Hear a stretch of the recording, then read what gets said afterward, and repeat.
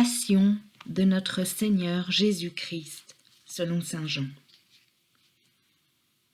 En ce temps-là, après le repas, Jésus sortit avec ses disciples et traversa le torrent du Cédron. Il y avait là un jardin dans lequel il entra avec ses disciples. Judas, qui le livrait, connaissait l'endroit lui aussi, car Jésus et ses disciples s'y étaient souvent réunis.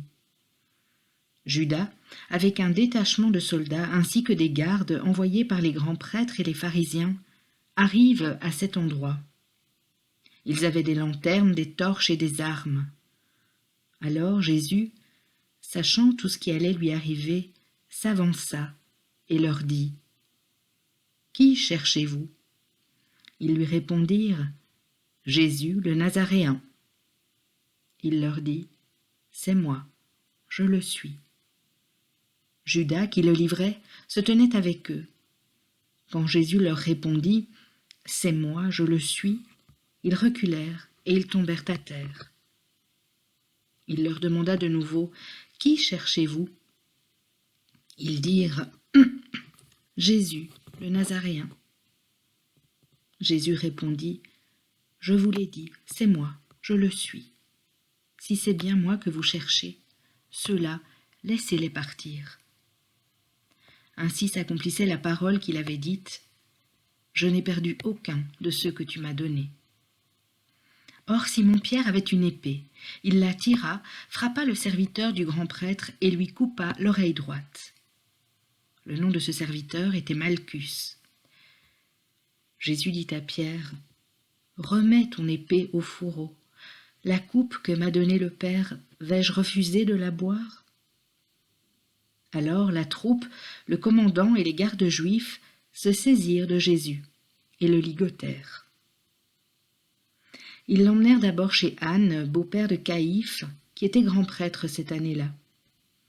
Caïphe était celui qui avait donné aux Juifs ce conseil : « Il vaut mieux qu'un seul homme meure pour le peuple. » Or Simon-Pierre ainsi qu'un autre disciple suivaient Jésus. Comme ce disciple était connu du grand prêtre, il entra avec Jésus dans le palais du grand prêtre. Pierre se tenait près de la porte, dehors. Alors l'autre disciple, celui qui était connu du grand prêtre, sortit, dit un mot à la servante qui gardait la porte et fit entrer Pierre. Cette jeune servante dit alors à Pierre : « N'es-tu pas, toi aussi, l'un des disciples de cet homme ?» Il répondit : « Non, je ne le suis pas. » Les serviteurs et les gardes se tenaient là. Comme il faisait froid, ils avaient fait un feu de braise pour se réchauffer. Pierre était avec eux en train de se chauffer. Le grand prêtre interrogea Jésus sur ses disciples et sur son enseignement. Jésus lui répondit : « Moi, j'ai parlé au monde ouvertement. J'ai toujours enseigné à la synagogue et dans le temple, là où tous les Juifs se réunissent. Et je n'ai jamais parlé en cachette. Pourquoi m'interroges-tu ? Ce que je leur ai dit, demande-le à ceux qui m'ont entendu. Eux savent ce que j'ai dit. » À ces mots, un des gardes qui était à côté de Jésus lui donna une gifle en disant : « C'est ainsi que tu réponds au grand prêtre ?» Jésus lui répliqua : « Si j'ai mal parlé, montre ce que j'ai dit de mal. Mais si j'ai bien parlé, pourquoi me frappes-tu » Anne l'envoya toujours ligoter au grand prêtre Caïphe. Simon-Pierre était donc en train de se chauffer. On lui dit : « N'es-tu pas toi aussi l'un de ses disciples ?» Pierre le nia et dit : « Non, je ne le suis pas. » Un des serviteurs du grand prêtre, parent de celui à qui Pierre avait coupé l'oreille, insista : « Est-ce que moi je ne t'ai pas vu dans le jardin avec lui ?» Encore une fois, Pierre le nia. Et aussitôt, un coq chanta. Alors on emmène Jésus de chez Caïphe au prétoire. C'était le matin. Ceux qui l'avaient amené n'entrèrent pas dans le prétoire pour éviter une souillure et pouvoir manger l'agneau pascal. Pilate sortit donc à leur rencontre et demanda : « Quelle accusation portez-vous contre cet homme ?» Ils lui répondirent, « S'il n'était pas un malfaiteur, nous ne t'aurions pas livré cet homme. » Pilate leur dit, « Prenez-le vous-même et jugez-le suivant votre loi. » Les Juifs lui dirent, « Nous n'avons pas le droit de mettre quelqu'un à mort. » Ainsi s'accomplissait la parole que Jésus avait dite pour signifier de quel genre de mort il allait mourir.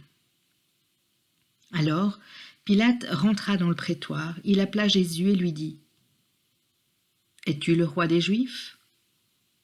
Jésus lui demanda, « Dis-tu cela de toi-même, ou bien d'autres te l'ont dit à mon sujet ?»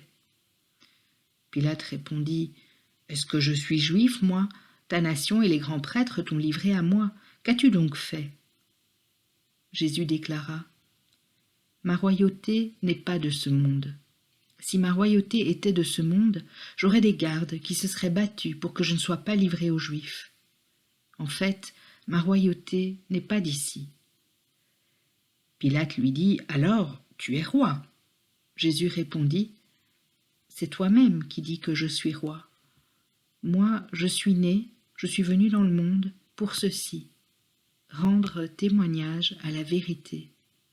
Quiconque appartient à la vérité, écoute ma voix. » Pilate lui dit, « Qu'est-ce que la vérité ?» Ayant dit cela, il sortit de nouveau à la rencontre des Juifs et il leur déclara, « Moi, je ne trouve en lui aucun motif de condamnation, mais chez vous, c'est la coutume que je vous relâche quelqu'un pour la Pâque. Voulez-vous donc que je vous relâche le roi des Juifs ?» Alors ils répliquèrent en criant, « Pas lui, mais Barabbas !» Or, ce Barabbas était un bandit. Alors Pilate fit saisir Jésus pour qu'il soit flagellé. Les soldats tressèrent avec des épines une couronne qu'ils lui posèrent sur la tête. Puis ils le revêtirent d'un manteau pourpre. Ils s'avançaient vers lui et ils disaient « Salut à toi, roi des Juifs !» Et ils le giflaient. Pilate, de nouveau, sortit dehors et leur dit « Voyez, je vous l'amène dehors pour que vous sachiez que je ne trouve en lui aucun motif de condamnation. » Jésus donc sortit dehors, portant la couronne d'épines et le manteau pourpre. Et Pilate leur déclara, « Voici l'homme. » Quand ils le virent, les grands prêtres et les gardes se mirent à crier, « Crucifie-le! Crucifie-le » Pilate leur dit, « Prenez-le vous-même et crucifiez-le. Moi, je ne trouve en lui aucun motif de condamnation. » Ils lui répondirent, « Nous avons une loi, et suivant la loi, il doit mourir parce qu'il s'est fait fils de Dieu. » Quand Pilate entendit ces paroles, il redoubla de crainte. Il rentra dans le prétoire et dit à Jésus, « D'où es-tu » Jésus ne lui fit aucune réponse. Pilate lui dit alors, « Tu refuses de me parler à moi ? Ne sais-tu pas que j'ai pouvoir de te relâcher et pouvoir de te crucifier ?» Jésus répondit, « Tu n'aurais aucun pouvoir sur moi si tu ne l'avais reçu d'en haut. C'est pourquoi celui qui m'a livré à toi porte un péché plus grand. » Dès lors, Pilate cherchait à le relâcher, mais des Juifs se mirent à crier, « Si tu le relâches, tu n'es pas un ami de l'empereur. Quiconque se fait roi s'oppose à l'empereur. » En entendant ces paroles, Pilate amena Jésus au dehors. Il le fit asseoir sur une estrade, au lieu dit le dallage, en hébreu Gabbatha.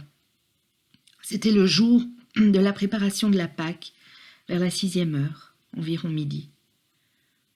Pilate dit aux Juifs, « Voici votre roi. » Alors ils crièrent, « À mort, crucifie-le » Pilate leur dit, « Vais-je crucifier votre roi ?» Les grands prêtres répondirent, « Nous n'avons pas d'autre roi que l'empereur. » Alors, il leur livra Jésus pour qu'il soit crucifié. Ils se saisirent de Jésus et lui-même, portant sa croix, sortit en direction du lieu dit le crâne ou calvaire, qui se dit en hébreu Golgotha. C'est là qu'ils le crucifièrent, et 2 autres avec lui, un de chaque côté et Jésus au milieu. Pilate avait rédigé un écriteau qu'il fit placer sur la croix. Il était écrit « Jésus, le Nazaréen, roi des Juifs. Beaucoup de Juifs lurent cet écriteau parce que l'endroit où l'on avait crucifié Jésus était proche de la ville et que c'était écrit en hébreu, en latin et en grec. Alors, les grands prêtres des Juifs dirent à Pilate : « N'écris pas roi des Juifs, mais cet homme a dit : je suis le roi des Juifs. » Pilate répondit : « Ce que j'ai écrit, je l'ai écrit. » Quand les soldats eurent crucifié Jésus, ils prirent ses habits. Ils en firent 4 parts, une pour chaque soldat. Ils prirent aussi la tunique. C'était une tunique sans couture, tissée tout d'une pièce de haut en bas. Alors ils se dirent entre eux : « Ne la déchirons pas, désignons par le sort celui qui l'aura. » Ainsi s'accomplissait la parole de l'Écriture. Ils se sont partagés mes habits, ils ont tiré au sort mon vêtement. C'est bien ce que firent les soldats. Or, près de la croix de Jésus se tenaient sa mère et la sœur de sa mère, Marie, femme de Cléophas, et Marie-Madeleine. Jésus, voyant sa mère, et près d'elle le disciple qu'il aimait, dit à sa mère : « Femme, voici ton fils. » Puis il dit au disciple : « Voici ta mère. » Et à partir de cette heure-là, le disciple l'a pris chez lui. Après cela, sachant que tout désormais était achevé, pour que l'Écriture s'accomplisse jusqu'au bout, Jésus dit : « J'ai soif. » Il y avait là un récipient plein d'une boisson vinaigrée. On fixa donc une éponge remplie de ce vinaigre à une branche d'hysope, et on l'approcha de sa bouche. Quand il eut pris le vinaigre, Jésus dit : « Tout est accompli. » Puis, inclinant la tête, il remit l'esprit.